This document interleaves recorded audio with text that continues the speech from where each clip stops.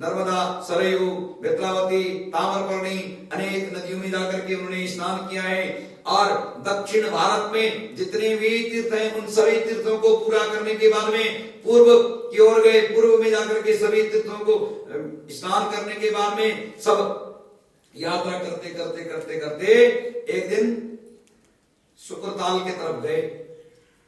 ऋषि लोग एकत्र होकर के कथा कर रहे थे। कथा चल रही थी, अच्छी भागवत चल रही थी। और वहां कथा कौन कर रहा था? सुत जी महाराज। सुत जी महाराज कथा कर रहे थे। सुत जी महाराज कथा कर रहे थे तो व्यास सिंहासन पर सुत जी थे।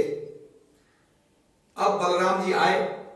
जो बाहर जो नीचे अपने कथा सुनने के लिए जितने लोग बैठे थे उन्होंने तो उठ करके सुत जी को प्रणाम किया। उनको प्रणाम किया जो बलराम जी को, सुत जी को तो प्रणाम किया था पहले। सुत जी को प्रणाम करने के बाद, क्योंकि व्यास गद्दी में जो कोई कथा सुना रहे हैं तो उनको उठना अच्छा नहीं होता।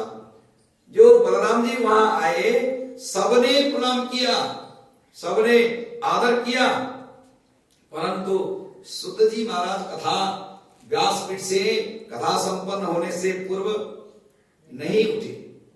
मनी मन प्रणाम किया है सुत जी महाराज ने। तो बलराम जी ने इधर उधर को देखा। देखते समय में बलराम जी को ऐसा लगा कि ये मेरा अपमान है।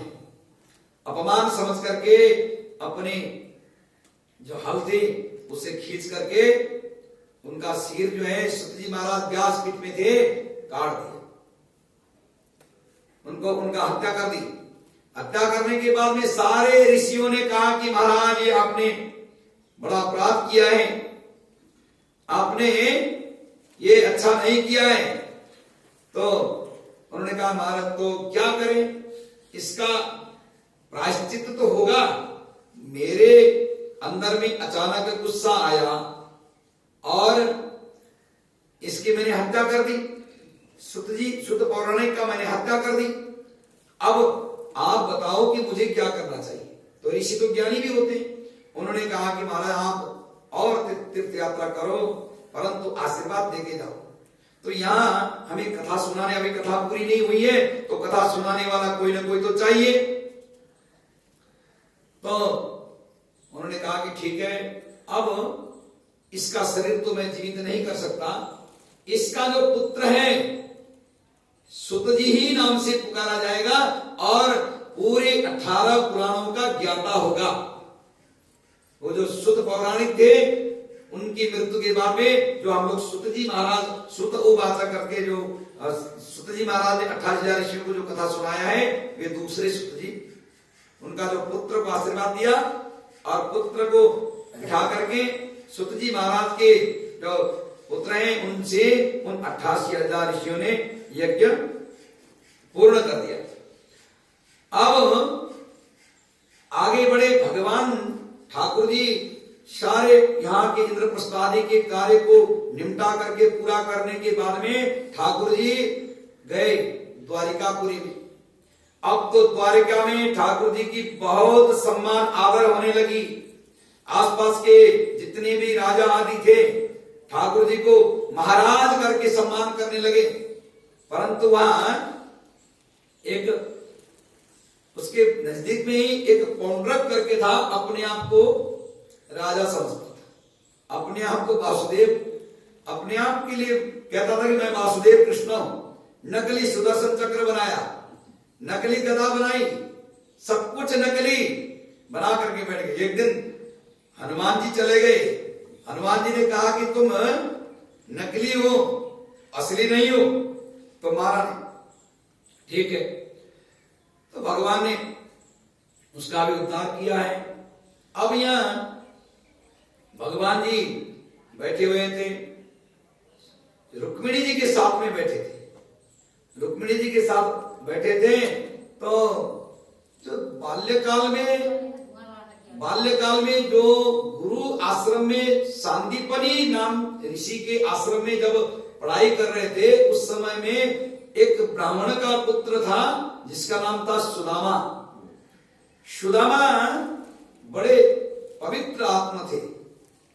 पवित्र आत्मा होने के कारण भी एक दिन गुरु माता ने कहा कि आज गुरुदेव की सेवा के लिए, गुरुदेव के यज्ञ के लिए आप लोग जाओ, जाकर के जंगल में से सुंदर समीरा को एकत्र करके ले आओ। यज्ञ करने के लिए, यज्ञ कराने के, जो गुरुजी के लिए जो यज्ञ है उसमें सहभागी बनो। गुरु माता की आज्ञा को पा करके जंगल में गए। भगवान श्री कृष्ण अपने साथी सुदामा को लेकर के गए जंगल में, अकेले कैसे जाए। और गुरु माता की भी आज्ञा यही है कि तुम दोनों जाओ। सुदामा को साथ में लेकर के भगवान श्री कृष्ण गए। जैसे जंगल में पहुंच गए, एकदम बारिश शुरू हो गई।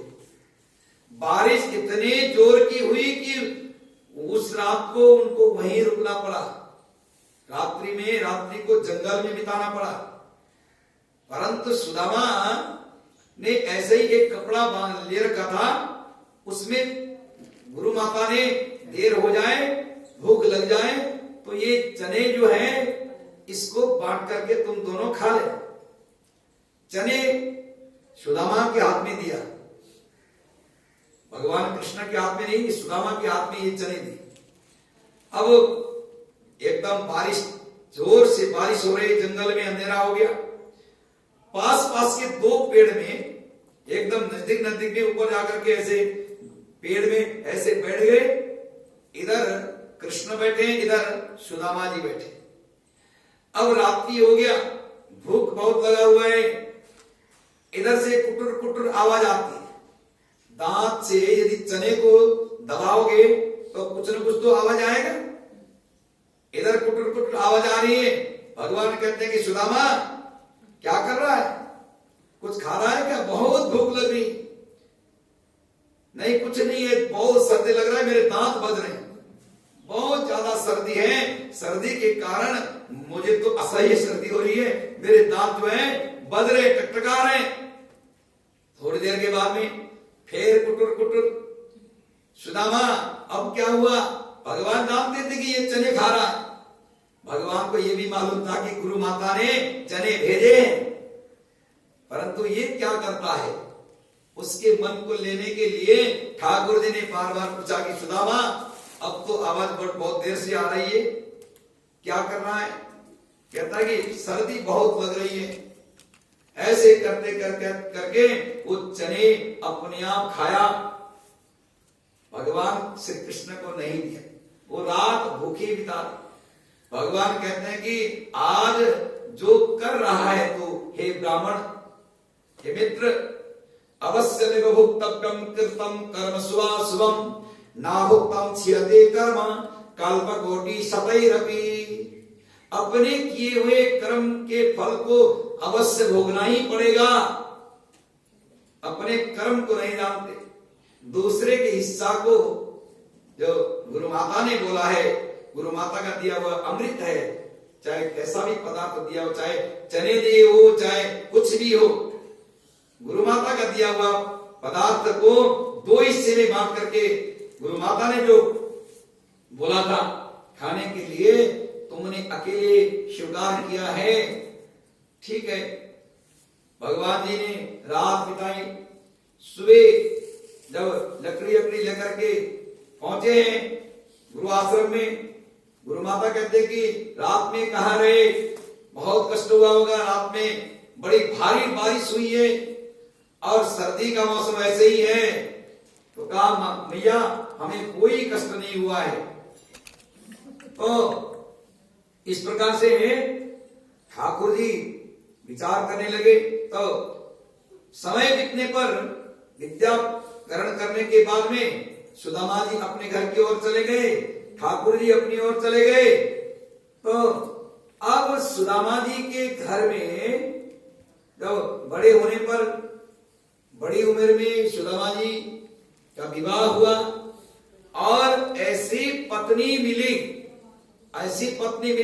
कि पतिव्रता में अग्रणीय, पति की सेवा करने में सर्वोत्तम, सबसे अधिक पति की सेवा करती हैं और सहनशीलता, सुशीलता और विनम्रता, इन सभी चीजों से भरी हुई, 16 लक्षण से युक्त ऐसी पत्नी उस ब्राह्मण को मिली।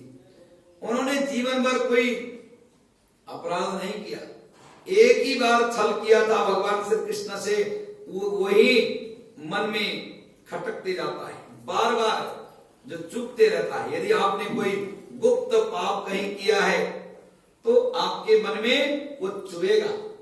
जब आपने कभी गलती किया है तो वो जब जब आपको याद आए कि मैंने ये अच्छा नहीं किया था, ऐसा मुझे नहीं करना चाहिए था, बार बार। अब उस दिन के बाद में सुदामा ने कोई गलती नहीं की, केवल एक दिन वो जो गलती किया था उसके परिणाम स्वरूप धन उनके पास में आया नहीं, क्योंकि नियम में कभी किसी से कम नहीं थी, पूरे सत्य में रहते थे, संध्या बंधन आदि में भी वे हमेशा अग्रणीय रहते थे, यज्ञ में भी अग्रणीय रहते थे। अपने गृहस्थ आश्रम में जैसे रहना चाहिए, पूरे ब्राह्मण का जो कर्तव्य है उन्होंने भली भांति निभाया है। अब दैव योग से बालक हो गए चार पुत्र सुदामा जी के हुए। उस ब्राह्मण के यहाँ भागवत में